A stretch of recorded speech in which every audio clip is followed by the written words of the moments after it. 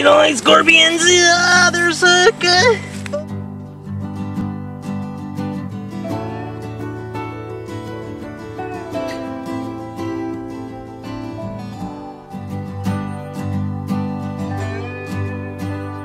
Red oak, sugar, and Korean dogwood, and Korean dogwood.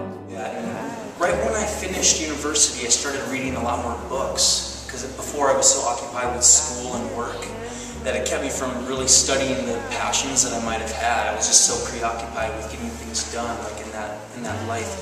So finally, when things started winding down a bit, I was able to pursue some interests, and I got really into reading about vegetarianism and environmental conscious living, and just that whole kind of green movement.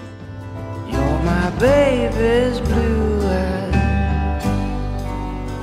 and when your gown dissolves in a prayer, you'll hear a sound that rings true and I started to see, like, through the mainstream media and even the alternative media, it's really focused a lot on negativity. It's really focused on negativity, and you just have to ask yourself why. You know, why all the negativity? Why stuff that makes you kind of like sad and depressed? And even if it's about being informed, I feel like there's so much positive stuff out there that really isn't shown. And I'm starting to feel that it's almost designed that way. And when people come to visit, even though it's an edible forest garden, you have to let them know not everything is edible, because there is stuff out there still. We have a lot of thistles. Thistles grow everywhere, and although you might not want to eat thistles, you can chop them up and put them in a tea.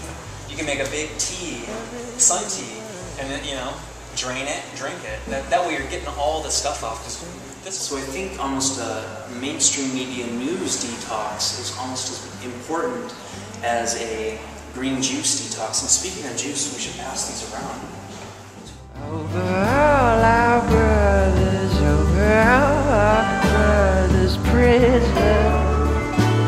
life, sir. They can take colder weather, and that's kind of what my whole idea was, is more hardier varieties. And that's like a nice, it's good for a living fence. Like it puts out a nice, nice high fat nut.